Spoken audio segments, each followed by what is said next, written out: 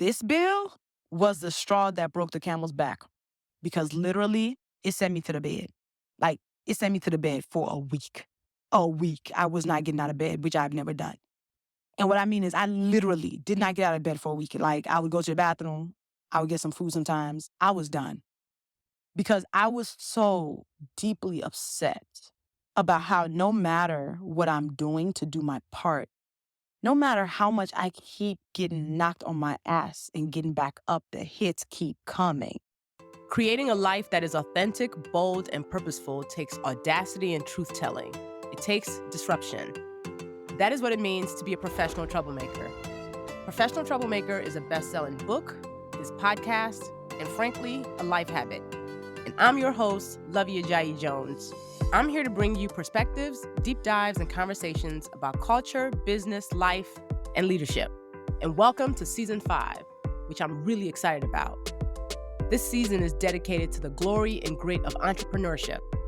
2023 was my toughest year as a business owner, and there was a point where I was 3 months away from being bankrupt. So let's talk about it.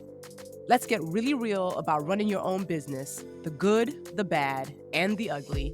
Because while people love to glorify entrepreneurship, they often leave out the tough lessons, the failures, and the pivots that have had to happen.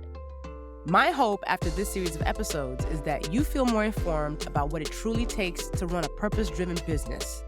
You feel less alone about all the times you messed up, and you walk away knowing what to avoid so you don't make some of the same mistakes I've made. Let's get into it. Welcome back to Professional Troublemaker. And let's get back into the truth, y'all. Where I last left off, I was talking about my last fire, which was one of my leads. I had let them go at the end of June, and I was left with one internal team member, my content assistant. So in this episode, I actually want to talk about the fallout. At first, I was going to talk about the rebuild, and then I had y'all vote on social because I said, before I talk about how I rebuilt my business and saved it, I think it's important to talk about the fallout. What happened after I fired everybody?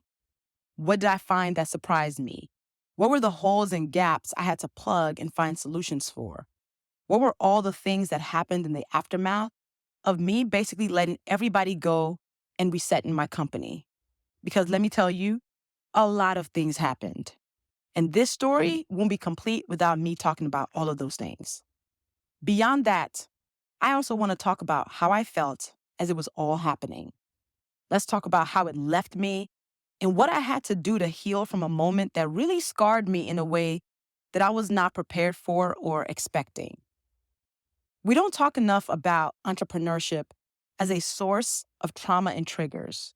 So I'll definitely get into how and why. Because if you're not in therapy and you're trying to run your own business, good luck and Godspeed. May the odds ever be in your favor because, y'all, it's the Hunger Games. It is the Hunger Games. Following this episode will be the one with Dr. Joy, because that will be timely. Because after we talk about the fallout, we got to definitely now talk about how you recover. So yes, this episode is a time. Grab some tea, or you should be cleaning your house, however way you want to handle this. And again, I want to ask you to do this. If you're finding value in this season and these episodes, please share it widely. Tell others to tap in because I know it's helping people. Do them that favor of letting them know about Professional Troublemaker. And I've gotten such amazing feedback about how much these series of podcast episodes have really helped people. And a lot of people have been like, we really see the truth in this. And I will tell you, I'm committed to modeling who I say I am in real time. The courage to say all I've said, it's been a choice because there were a lot of times when I was like, should I say that? Should I tell them that? Should I go that deep? But I said, yeah. In 2021, my second book came out, Professional Troublemaker, The Fear Fighter Manual.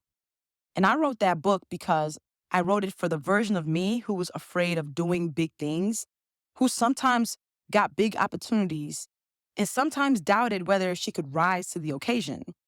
The me who turned my TED Talk down twice because I didn't think I was ready for it. I was afraid of bombing on that stage. I wrote the book to help me figure out and remember that I should always choose courage. And in the times that I have been rewarded for it. That in the moments when I am afraid, that I'm being asked to rise to the occasion and not fall back and pause. I wanted to always remind myself that courage is a choice, and without courage, there is no brave. Because if it was easy, everybody would do it. Everybody would do it if it was easy. So that's why the moments that are scary are so full of anxiety and doubt, because the things that we must do are usually gonna be scary because on the other side of the fear is truly the life that we wanna live. And that's why I wrote Professional Troublemaker, my second New York Times bestseller. So if you've loved my episodes that I've been talking about the truth of entrepreneurship, if you've loved my voice, my writing, you will love this book. So I'm gonna ask you to do this. Support me by buying my book. If these episodes have blessed you, I ask of you to buy a copy of Professional Troublemaker. Not just to show up for me, but to show up for yourself, because I deeply believe that this book will push you forward. It will give you courage. It won't loan you courage. I used to say I want to loan people courage, but I don't want you to give it back to me. I want you to keep that courage as a way to say yes to yourself. So if you've been sitting there thinking about how valuable these episodes are to you, I need you to do that for me and you. That's how you can say thank you to me, because I really do appreciate your messages. They do matter. But a lot of you have been saying, how can we support you in this moment? So that's a very strong way for you to support me that I'd really appreciate. Buy my book, Professional Troublemaker, The Fear Fighter Manual. If you already have a copy, buy one for a friend who you know needs to hear and be given courage. Buy one for somebody who you know needs to hear that they got this. Buy one for somebody who you know would benefit from hearing how they can choose courage over and over again, especially in the moments when they're super afraid. How you can do that? You can go to professionaltroublemakerbook.com. It's available everywhere books are sold, Amazon, Target, Barnes & Noble. And there's an audiobook, and I recorded it, that you can also get Audible, wherever. So that's my ask of you. Pause this and go place an order. All right, now, let me jump into this. So again, end of June 2023, I had fired mostly everybody. I had my Lone Ranger, and in the firing of everybody was me opting out of chaos. I unsubscribed from chaos and tried to report it as spam because what had been created, the chaos that had been created was in mistakes being made, some big, some small, some public facing, some private. It was in productivity levels that didn't make sense. It was in expectations that were not met, promises that were not kept, and then me running behind everybody trying to make it all okay. Me trying to make sure my partners didn't notice, my audience didn't notice, me making sure the quality of my output did not suffer, because creating excellent work is critical to me and that I could still manage it all. I was trying to make it all work. So when I fired everybody, I was opting out of chaos. At that point, our biggest project, which is Little Troublemaker, the launch of that book, was officially finished. It was a moment for me to take a deep breath. A moment, because that's all I had, really. I might have taken about 3 days, but I put up autoresponders and I tapped out for a moment. And that gave me the energy to keep going. I took a deep breath, not to do, just to sit in the crumbling for a second. And you know what's interesting? A part of me felt a little bit freed, because sometimes we're afraid of the crumbling. But when it happens, you realize you just took some heavy weight off. And the fear of failing that we have is often bigger than the fail itself. And I, by the criteria I had set for myself, had failed at CEOing. I literally spent 6 months in the Titanic version of a company, and I had almost lost it all. And now I'd let mostly everyone go. So that was not by any means a win. Like, by any measure of success, could you say that was a win? But when it happened, and after it happened, and when I was down to one, I felt a little bit lighter, because I was no longer chasing people to not mess things up on my behalf. I was no longer looking at massive amounts of money coming out of the company bank account every 2 weeks. Like, I had killed the noise. Now, All I had left was myself, my dreams, my Lone Ranger, my hope for a better future for my business, the lessons I knew I needed to learn, and the scars they left me with. So, yeah, I took a short pause to sigh. I didn't travel anywhere for those 3 days, but I simply didn't have meetings, didn't check emails, and I didn't care about deadlines. Because oddly enough, it was freeing. When something close to the worst case scenario happens and you didn't completely lose your mind, you realize you can handle a lot more than you thought. But listen, I was not trying to apply for God's strongest soldiers, but I was definitely in the army of the Lord. You hear me? Because I was over there in the battle. You hear me? In the battle. So after the initial sense of relief happened, then I felt driven because I was clear what my next steps were. I was clear what my next assignment was. I was clear what my next work would be and the ways in which I could rebuild my company. I was very clear about that, and for that, I'm really thankful. And it was the Book Academy. That thing didn't just save my company, but it was a light of hope for me when so much was dark. The Book Academy was God's work. And in the next episode, I'm going to talk about the exact rebuild there. It'd be easy to run to that part to get to the victory moment. But if I skip the additional tussle, I'd be leaving gaps and I wouldn't be telling the whole truth. So let me talk more about the parts since July 2023, which was 11 months from this recording, that continued to test and try me. The fallout was real. The fallout of no longer having the old team, of the old ways of how we and I were operating, and of the shambles that 2023 kind of left for me to clean up.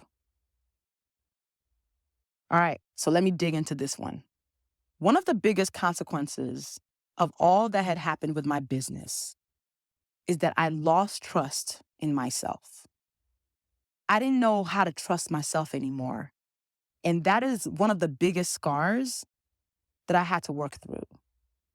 Because it was so anti how I've operated in general. It is so counter to who I am. I've always trusted myself. Always. If there was one person I depended on, it was me. Now I was questioning what I knew to be true. Because typically I feel very clear, intentional, and concrete in the way that I move.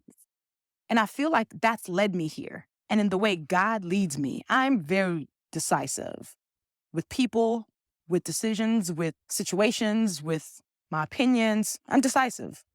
But this left me questioning my decisions and my decision-making ability in general. I no longer trusted my ability to discern who people were and whether they were right to walk alongside me. In the ways that I felt like I got team building wrong too many times, in spite of whether it was my fault or not, I no longer trusted my sense of discernment, my intuition, my gut, because I felt like I had made so many mistakes in personnel choices and the trust that I gave to people. I started taking longer to make decisions, and I started needing more feedback and input. I started asking more people for their thoughts because my compass, my inner compass, was compromised. It was off, like north didn't feel like up anymore. And that was wild because I'm somebody who's very confident. I'm very self-assured. I am who I am, and it has led me, that and God, okay?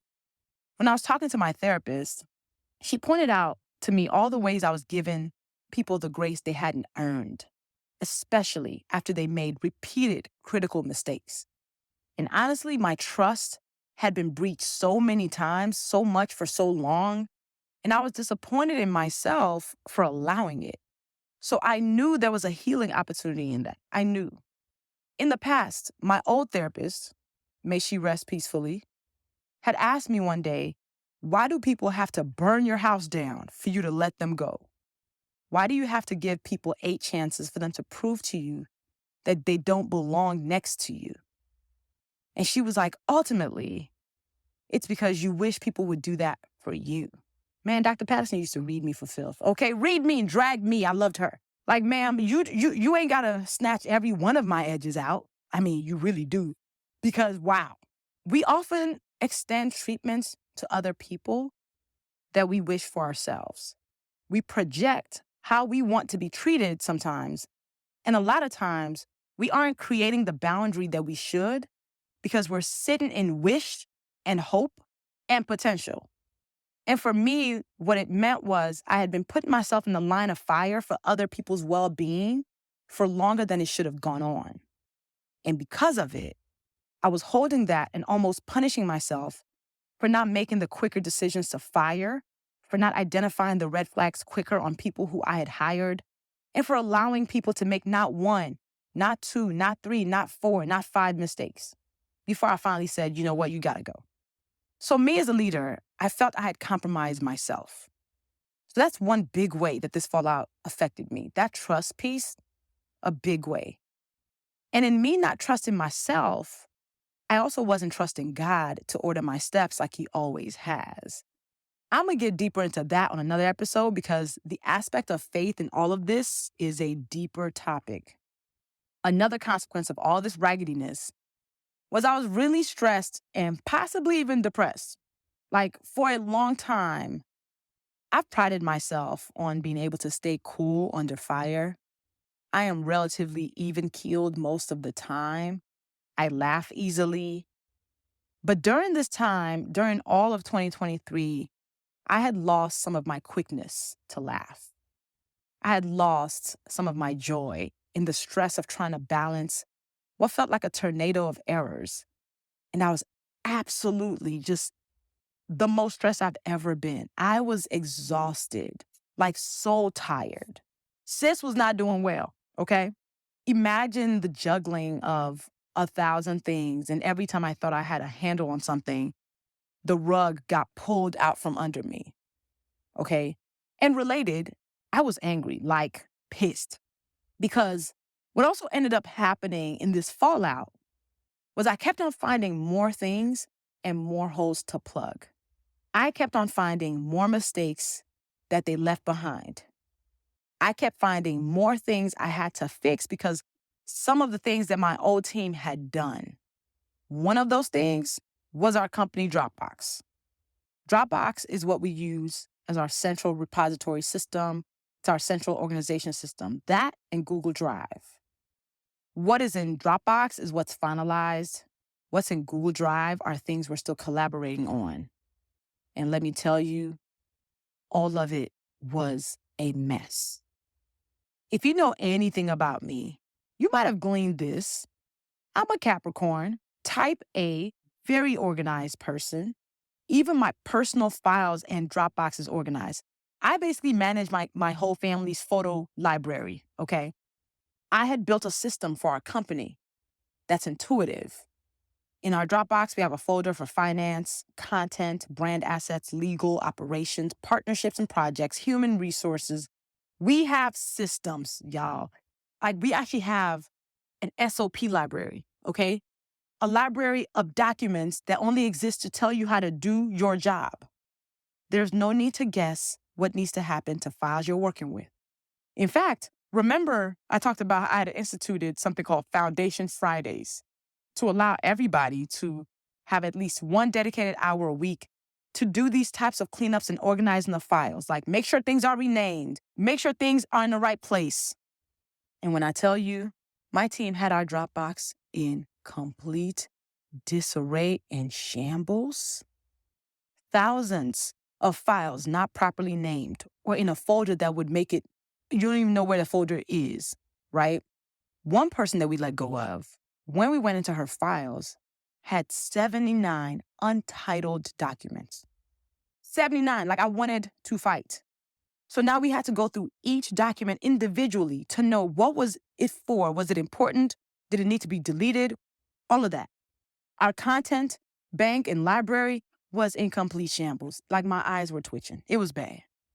I was incensed because this is something I would bang the drum on often. Hey, y'all, please keep your files organized.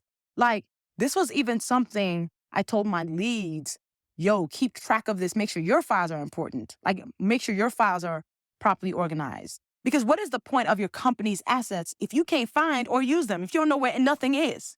I don't operate in chaos. I don't like it. It is literally one of those things that grind my gears and be on my neck. I hate it so much. So when I found the state that our storage system was in, I'm pretty sure I cussed out loud to nobody in general, but I was pissed. Okay. So auditing it all after the fact and seeing how truly messy it all was really enraged me. But I couldn't do anything but figure out the fix because what was I going to do? So I hired a contractor to help us fix and rename and properly organize our Dropbox and Google Drive. And y'all, it has cost me thousands of dollars, thousands. And I'm still paying because they're still having to organize. Because remember, thousands of files not organized properly? Yeah, it's taken a minute. I'll even give you an example of how janky it's been and how much cleanup we've already done. So far, we have deleted over 100 gigabytes of dupes, 100 gigabytes of duplicated files, okay? That's how much we're still cleaning up. That's how much of a mess they still left. Photos, documents, files with text in it that's important, all of those things, okay? So that's a big money consequence that I've had to deal with and I'm still dealing with. Another money consequence of the fallout, throughout the last months of 2023, unpaid invoices from our Little Troublemaker sponsorship train kept popping up. Let me explain that a little bit. When Little Troublemaker was coming out, I wanted to make sure kids across the country who might otherwise not be able to afford a copy could get some of Little Luvvie in their lives to take home, read as much as they want, start their libraries, add to their libraries. So I did a sponsorship train where I asked my network to sponsor copies to be sent to classrooms across the country. So for every classroom, we matched them with a sponsor who handled the cost of the books. And we also partnered with a lot of small bookstores so they can also benefit in the process. Everybody was going to win because the kids would get a copy. Teachers would have a copy for every student so nobody was left out. Small bookstores benefited from this initiative because we sent people that way instead of just Amazon. So it was a win. And because of this, 5,500 kids got a copy of Little Troublemaker Makes a Mess free of charge. It's something that I'm really, really proud of, and it makes my heart smile.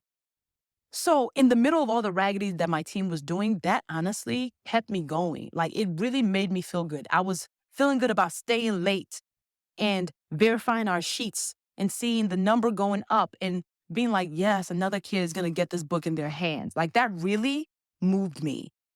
So that gave me energy. Our very clear and documented process was we'd get a request from a classroom or a teacher. We'd go to our list of people who had pledged to sponsor, and we'd pass on an invoice from the bookstore who would then fulfill the order. Once paid, the books would be shipped directly to the classroom. Now, the manager of the logistics of matching sponsors to bookstores was from my admin team, and I was checking in regularly to make sure things were going smoothly. I would tell them to let me know if they have any questions, all of that good stuff, right? So between July and December 2023, I ended up getting 6 invoices from bookstores that had been told by my admin team to ship books to classrooms, but they had not been matched with sponsors. So these small bookstores trusted us and did it before even being paid because they trusted us. But I started getting emails of invoice overdue, and I would be floored. And you know what I would have to do? I'd have to pay them because these stores were not going to suffer for these mistakes. Not just pay them, I would write every store an email apologizing profusely. I am so sorry. Because the one thing about me, I do not like to owe people money. It is a big core value of mine. I'm one of those people who ain't never been late on a credit card payment, who ain't never been late on nobody invoice if I'm the one in charge of it. I don't play with people's money because I don't want people to play with my money. So when I saw over those months, 6 unpaid invoices, when I tell you, it made me want to melt into my shoe because some of this, think about it, 5 months late, a small bookstore who has shipped $2,000 worth of books. Right. I was so angry. I was so angry. Like, if I could, I would go back and fire and refire some people and say, you owe me some money back. Like, how much I paid in these invoices, like, you owe me multiple paychecks back. Okay. And each time these things would happen, this anger that I had didn't have a place to go. I couldn't direct it to anybody because the people who were responsible for it didn't work for me anymore. But my gosh, it had me really angry in ways I'm just like, yo, what is happening? And that was not the end of it, y'all. That was not the end of it. So, at this point, my stress is stressed. Like, my stress got stressed. Like, my cortisol levels had to be through the roof. My goodness, okay? Through the roof. The stress hit a breaking point in October 2023 because I'm dealing with the fallout while still rebuilding all these things, while I'm still having to be a regular human being who has to show up for other people and live in this life. Okay. And then in October, I found out that a $23,000 obligation that should have been paid across the year in 12 increments had not been paid at all.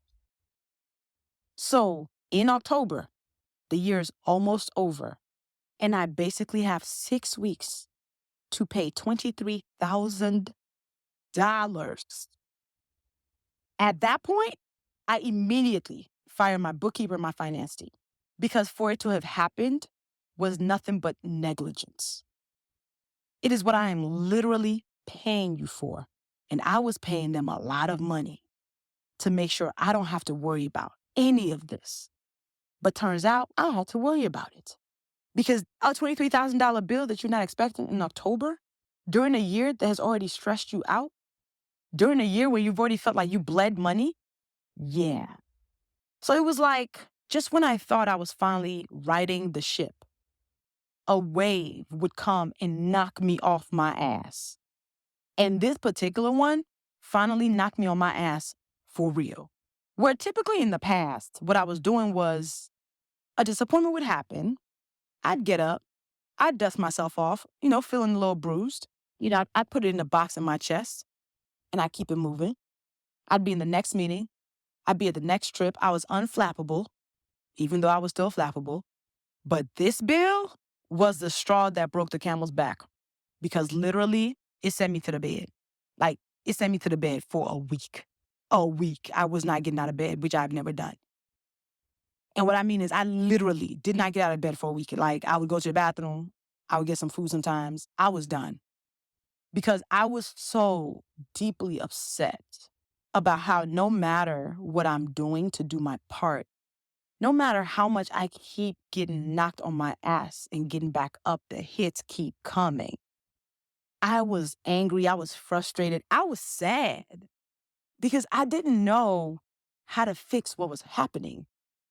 Because in this case, it was literally something that I could not have avoided because it was not my fault. I had asked the right questions. I had thought I put the right people in place. I had done my due diligence. And for me, somebody who likes to be in control, likes to be responsible for herself, and ultimately internalizes a lot and absorbs a lot, I was like, bro, like when is enough for me to do? Like, my efforts are failing and the people around me are failing me. And I didn't know where to put it. So it was like my brain and my body and my mind and my spirit were both like, you know what? All of them were like, you know what? Let's just go lay down. Let's just go lay down and stay there for a little bit. I felt defeated. That's the word. That's the word. I felt defeated. I felt knocked down. There was a conference I was supposed to go to in a beautiful location, and I could not get out of bed to go. I was like, me getting on a flight right now would not be good. Like, yes, I lost money on that because the fee for that conference was non-refundable. So more money lost, right? More money flushed down the toilet. But I couldn't imagine getting on a flight trying to people through that moment where in a year where I'd almost went bankrupt, in a year where I fired everybody, in a year where I had pivoted 18 times, where I had put up more systems upon systems, where even though the times when I wasn't supposed to trust people, I still gave them trust because I couldn't afford not to, because I could not create more time in my day to do more things. So I had to trust them to do the thing and they did not do the things. Okay. So for that to happen, I needed to take to my bed and just wallow for a little bit. I needed to have myself a pity party that I had not let myself have up until that moment without any of the pretense or the toxic positivity or, it'll be okay. You got this. Yes, yes, I know. I know it will eventually be okay in the grand scheme of things. Yes. But in that moment, I was not okay. Yes, I knew I'd pay the $23,000 and move on. But I surely was like, God, these lessons you're sending my way, I don't know what they are right now, but consider me knocked down. Okay? People hit me up like, how you doing, girl? And I'd answer with, child, I'm here. Cause that's about all I had to give them. I try not to tell people, oh, I'm good. I wasn't. But I literally would be like, child, I'm here. Cause where would I start? Like, where would I start? So that was probably my lowest point. Mentally, I felt defeated. And even spiritually, I was feeling some type of way. But I still prayed. I was confused as to what was happening, but I still prayed. And that is honestly what got me out of bed. Even though I was like, God, what's going on? I still prayed. I felt heavy. I was depressed. I was overwhelmed, burned out. But I also felt like I was being put on divine time out, like my girl Debbie Brown would say. And even though I didn't know exactly why, I talked to God. And then I called my prayer warrior mama, Mama Abba, my spiritual mama, and had her pray for me.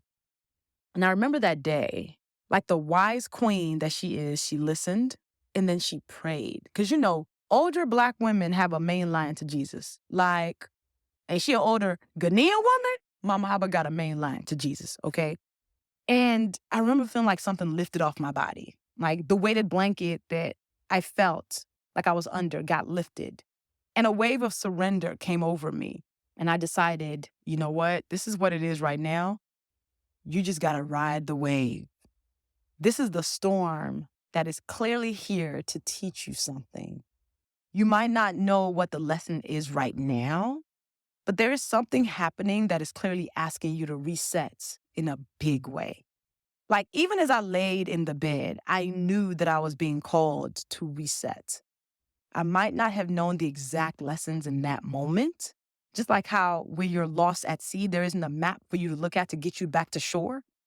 And it was glaring to me that this was less about my efforts or brute force. And what I just needed to do was surrender to my limits. Because where I might want to push my way through tough times, this was not letting me. And I could not ignore that 1-2 punch. It was like I got punched in the jaw and the chest. Surrender is a word that has kept coming to me, and I didn't know what it meant. Well, I was now being forced to. I had to surrender to the moment, to the chaos, to the failures, the surprises, the disappointments, knowing that there's a lesson that I need to watch out for. I had to surrender to God. But I got up that day after praying, and I went to a meeting, and I showed up as I typically would. Like, people had no clue that I was just in bed. Later that evening, I taught a book academy class. And I will say, though, again, the book academy also really anchored me in purpose and allowed me to not be in a complete black hole. That work energized me in a way that was really anointed, because even at my lowest, I was like, I got to show up for that. Like, I felt convicted to show up for that, right? As I encouraged my students and I moved them forward, I felt obedience to God's calling. So for the opposite times when I'd get another fallout moment, I'd remember my last book academy session or the last email I got about it, and it'd bring me back to everything is not in complete shambles. And that allowed me to keep going. Like, it's those moments of light that I really was holding on to. And for sure, book academy was part of what saved me. How else did I manage? My husband. He held me at the worst times. Like, there was one day when he saw me crying, and he literally made me get up, tucked me into bed, turned off the light, told me to take a nap. Okay? Mr. Jones really propped me up in ways that I don't need to say here. That's between me and him. But I thank God for him. And I talked to my closest friends. I probably didn't even tell them everything that was happening because How many things can you tell one person? I didn't want to be a walking Venton bomb. So some friends would know certain things, some friends would know other things. I didn't give any one person all of it to hold, besides my husband. And it's not because I didn't think they could hold it, but I just didn't feel like I needed to give one person all the things. And actually, one of my best friends, Felicia, hey, boo, she called me one day, and it was one of the days when I was not getting out of bed. Okay. And she was like, oh, no, you do not sound okay. I'm coming to see you. And y'all, 2 days later, this woman flew from LA and spent 4 days with me, just being.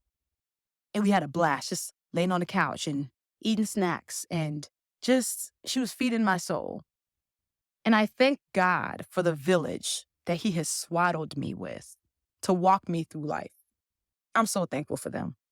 So, yeah, the love of my village also saved me, and therapy, okay? Publicly, I did talk about entrepreneurship being trash in a general sense. And I gleaned from the responses from those posts that I'll put up the amens that others were in their own deep struggles. You could probably glean some things from my LinkedIn statuses, maybe, but I definitely didn't talk about it in any real detail online. I just showed up and I did dope work. I still made most of my deadlines. I still made it all look good. But I will say, I felt scarred. There are moments in 2023 that were paper cuts. Some were slaps to the face, and some were complete punches to the head. The emotional, mental, money fallout was real and felt. The physical fallout was felt because I was exhausted. And to be honest, I'm low-key still in the messy middle of it all because I've hired and fired 2 virtual assistants since October 2023. One of them, y'all, was taking 4 hours to answer 5 emails. I'm not exaggerating. I would look up at 1 p.m. and ask, hey, I need this task done. And she'd tell me she's still answering emails. When I looked in our inbox that morning and we only had 10 emails, so you spent 4 hours and you've only done 5 of these? And these are like yes or no emails, decline or schedule emails. So why are you still answering emails? The gift of what I went through last year is I fire quick now. You got to go. Like, nope, this is not something I can train you about, right? And I fired 2 bookkeepers since then, too. 2. Why did I hire and fire these 2 bookkeepers? The first person I hired, I gave them the full rundown of all my pain points. And I said I needed somebody who I can trust to manage the money so I can put my brain on something else. And they said, okay. They came recommended. And I fired them a few months later because they were paying bills late. Y'all know about my core values. Come on. Come to find out, they had told me they had a team, but they really didn't. So they got sick and my company's bills were not getting paid on time. Like there were invoices that were not being paid until like a week and a half after they're sent. And my limit is usually I like to pay invoices within 4 or 5 days. And again, y'all know about my values. I'm not playing about it. So I let them go. And then I hired somebody new. The same thing happened again where they said they had a team. All of a sudden after tax season, all my bills getting paid late. And I said, no, you play with my money, you got to go. Right? So again, I always ask myself first, am I the drama? And the answer is no. And I'm going to say this. It's because the reasons that people give me for not doing their stuff is usually negligence. I give folks clear expectations, clear mission. I talk priority and systems. I have an open door policy. If anything gets overwhelming, please let me know. Throw up a flag. Let me know these things. And I realize I've just been getting the wrong people.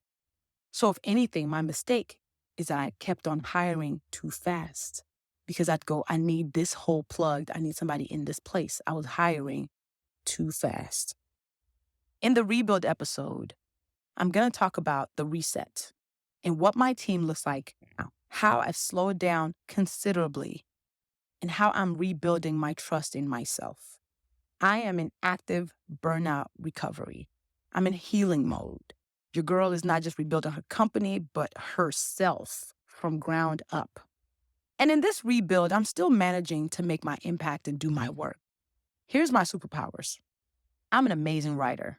Honestly, an amazing communicator. Writing, spoken word. I'm a visionary. I have amazing ideas that can make impact and can make money. I am both creative and pragmatic. So the same person who can write you a fire piece can also think about how we are operating.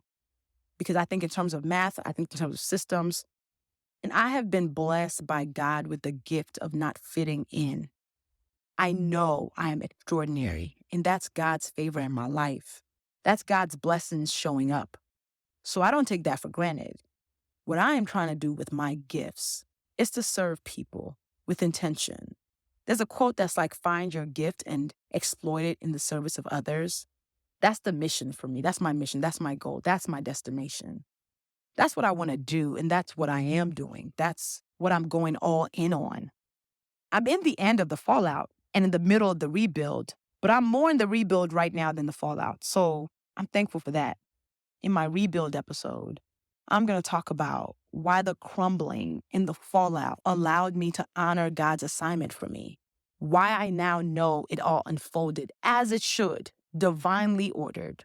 That is why in the middle of the fallout, I just knew that in spite of the circumstances around me that felt crazy, that I was in the middle of honoring God's calling for me, that I was obeying the divine assignment for me, and that this moment of storm will get calm. And I think honestly, that really anchored me even in the worst moments. As I think back on last year, on the second half of 2023, what was anchoring me, what made me get out of bed, what made me move forward, what made me know there was no quitting, that was not an option, even when I was like, I hate everything and everybody. What gave me gumption and confidence was that I was finally doing the work that I had felt called to do for years. And without that crazy team, without people that I had to chase, I was finally able to honor it and execute it, which was wild, right? Like this thing that I wanted to do for a minute, I had a big team, couldn't do it. And then I fired everybody and finally did it. It was God's hands all over it that allowed me to soar, that allowed this thing to soar, that is allowing it to soar now, and that has allowed my company to stand upright. It is what saved me. The Book Academy is what saved me. So on the rebuild, because we're going to talk to Dr. Joy, I'm going to walk you through how I started on this assignment journey and how I know it is where my deepest impact is, especially in this next season of life. And there's going to be another episode where I talk more about my God learnings. There's definitely, that one, it needs to be its own proper episode because we must give God the praise. Because I'm telling you, the struggle was real, but man. So yeah, as always, if this episode has blessed you, go ahead and share it with somebody. Go ahead, share it with somebody. Y'all said you wanted the drama. Y'all said you wanted the tea. Well, here's all the tea. The Lipton Factory tea.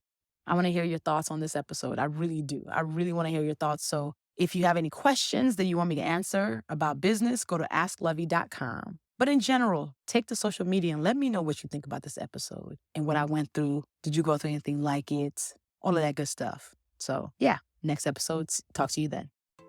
If you dig what you just heard and want to make sure you don't miss another episode of Professional Troublemaker, subscribe on Apple Podcast, Spotify, or wherever you get your podcast fix. And leave a review. Let the folks know this is valuable content. You can follow me at Luvvie everywhere on social media, Luvvie. And if you love this podcast, you'll love my newsletter, The Love Letter, LUVVLETTER.com. That's where you go sign up, and it's my weekly note on all things culture, business, and leadership. Tap in all over and talk to you on the next episode.